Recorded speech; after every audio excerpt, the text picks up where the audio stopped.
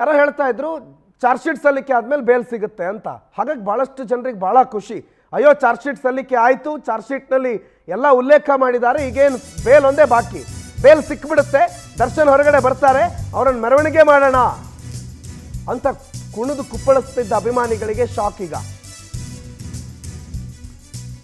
Bale ಸಿಗ್ತಾ ಇದ್ದಂತೆ ಅವರನ್ನ ಮೆರವಣಿಗೆ ಮಾಡಿ ಕರ್ಕೊಂಡು ಬರೋದಕ್ಕೆ ಪ್ಲಾನ್ ಮಾಡಿದ್ರು. ಆದರೆ ಡಿಜಿಟಲ್ ಎವಿಡೆನ್ಸ್ ವರದಿ CFSLಗೆ ಕಳುಹಿಸಿರುವ ಒಂದಿಷ್ಟು ವರದಿಗಳು ಇನ್ನೂ ಕೂಡ ವಕೀಲರ ಕೈ ಸೇರಿಲ್ಲ. ಹಾಗಾಗಿ ಸದ್ಯ ಜಾಮೀನು ಅರ್ಜಿ ಸಲ್ಲಿಕೆ ಸಾಧ್ಯತೆಗಳು ಬಹಳ ಕಡಿಮೆ.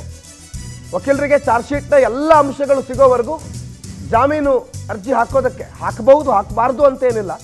ಬಟ್ ಹಾಕೋದಕ್ಕೆ ಸಾಮಾನ್ಯವಾಗಿ ಚಾರ್ಜ್ ಶೀಟ್ನ ಸರ್ಟಿಫೈಡ್ ಕಾಪಿ ಬರಬೇಕು ಅಂತ ಕಾಯ್ತಾರೆ.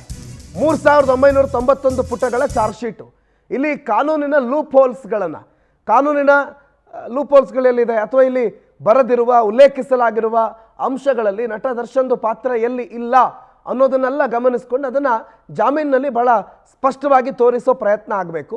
ಹಾಗಾಗಿ ಈ 3991 ಪುಟ, ಆ ಪುಟದಲ್ಲಿ ಒಬ್ಬೊಬ್ಬ ಆರೋಪಿಯ ಒಂದಿಷ್ಟು ವಿಚಾರಗಳು, ಹಾಗಾಗಿ ಅವೆಲ್ಲವನ್ನ ಸ್ಟಡಿ ಮಾಡಬೇಕು. ಅದ್ರ ಜೊತೆಗೆ ಟೆಕ್ನಿಕಲ್ ಎವಿಡೆನ್ಸ್ಗಳು, ಡಿಜಿಟಲ್ ಟೆಕ್ನಿಕಲ್ ಎವಿಡೆನ್ಸ್ಗಳು ಅದೆಲ್ಲ ಬರೋದು ಬಾಕಿ ಇದೆ.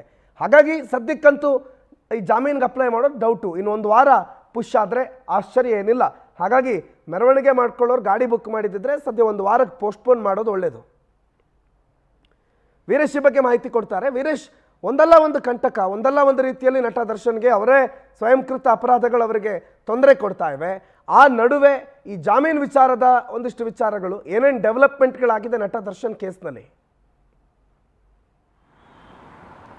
ಖಂಡಿತ ಪ್ರಣುತ್, ಈಗಾಗಲೇ ರೇಣುಕಾಸ್ವಾಮಿ ಕೊಲೆ ಕೇಸಲ್ಲಿ ಏನು ಜೈಲು ಹಕ್ಕೆ ಆಗಿರುವಂಥ ನಟ ದರ್ಶನ್ಗೆ ಸದ್ಯಕ್ಕೆ ಜಾಮೀನು ಸಿಗುವುದು ಬಹುತೇಕ ಸಾಧ್ಯತೆಗಳು ಕೂಡ ಕಡಿಮೆ ಅಂತಲೇ ಹೇಳ್ಬೋದು. ಯಾಕಂದರೆ ಈಗಾಗಲೇ ರೇಣುಕಾಸ್ವಾಮಿ ಕೊಲೆ ಕೇಸಲ್ಲಿ ಈಗಾಗಲೇ ಕಸ್ಟಡಿ ಅಂದರೆ ಪೊಲೀಸ್ ಕಸ್ಟಡಿಯ ಹೊರತುಪಡಿಸಿ 3 ತಿಂಗಳ ಕಾಲ ಈಗಾಗಲೇ ಜೈಲಿನಲ್ಲಿ ವಾಸ ಮಾಡ್ತಿರುವಂಥದ್ದು. ಮತ್ತು ಈಗಾಗಲೇ ನ್ಯಾಯಾಲಯವು ಕೂಡ ಏನು ಸೆಪ್ಟೆಂಬರ್ 17ರವರೆಗೂ ಈಗಾಗಲೇ ಮತ್ತೆ ಕಸ್ಟಡಿ ವಿಸ್ತರಣೆ ಮಾಡಿರುವಂಥದ್ದು. ಇದು ಒಂದು ಕಡೆ. ಆದರೆ ಮತ್ತೊಂದು ಕಡೆ ಚಾರ್ಜ್ ಶೀಟ್ ಕಾಪಿನಲ್ಲಿ ಈಗಾಗಲೇ ಹಲವು ಅಂಶಗಳು ಕೂಡ ಉಲ್ಲೇಖವಾಗಿರುವಂಥದ್ದು. ಪ್ರಮುಖವಾಗಿ ಈ ಪ್ರಕರಣದಲ್ಲಿ ಈಗಾಗಲೇ ಕೊಲೆ ಕೇಸ್ಗೆ ಸಂಬಂಧಪಟ್ಟಂತೆ 231 ಸಾಕ್ಷಿಗಳನ್ನು ಕೂಡ ಇದರಲ್ಲಿ ಈಗಾಗಲೇ ಉಲ್ಲೇಖ ಮಾಡಿರುವಂಥದ್ದು. ಮತ್ತು ಈಗಾಗಲೇ ಚಾರ್ಜ್ ಶೀಟ್ನಲ್ಲಿ ತನಿಖೆ ಹೇಗಾಗಿದೆ ಮತ್ತು ತನಿಖೆಯ ಆರೋಪಿಗಳ ಹೇಳಿಕೆ ಆಗಿರ್ಬೋದು ಮತ್ತು ಆರೋಪಿಗಳ ಕರೆದುಕೊಂಡು ಹೋದಂಥ ಸ್ಥಳದಲ್ಲಿ ಸ್ಥಳ ಹಾಜರಾಗಿರ್ಬೋದು ಅವುಗಳನ್ನು ಮಾತ್ರ ಉಲ್ಲೇಖ ಮಾಡಿರುವಂಥದ್ದು. ಮತ್ತು ಈ ಪ್ರಕರಣಕ್ಕೆ ಸಂಬಂಧಪಟ್ಟಂತೆ ಸಾಕ್ಷಿಗಳು ಇನ್ನೂ ಬರಬೇಕಾಗಿದೆ. ಯಾಕಂದರೆ ಹೈದರಾಬಾದ್ನಲ್ಲಿ 18 FSL ರಿಪೋರ್ಟ್ಗಳು ಕೂಡ ಇರುವಂಥದ್ದು ಮತ್ತು CFSL ಇರುವಂಥದ್ದು.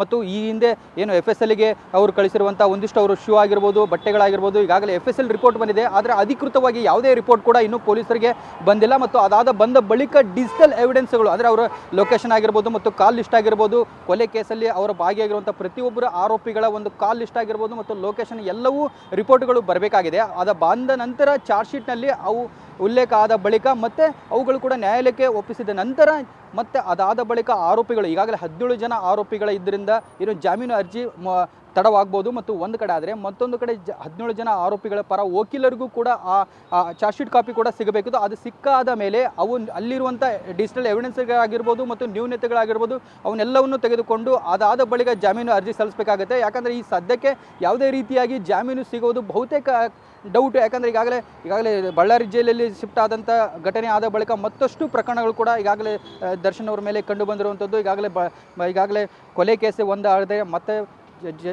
ಪರಪನಗರ ಜೈಲಿನಲ್ಲಿ ಮತ್ತೊಂದು FR ಆಗಿತ್ತು. ಅದಾದಮೇಲೆ ಈಗಾಗಲೇ ಹಂತವಾಗಿ 3 FRಗಳಾದರೂ ಕೂಡ ಮತ್ತಷ್ಟು ಸಂಕಷ್ಟ ಎದುರಾಗಿರುವಂಥದ್ದು ದರ್ಶನ್ಗೆ ಅಂತ ಹೇಳ್ಬೋದು.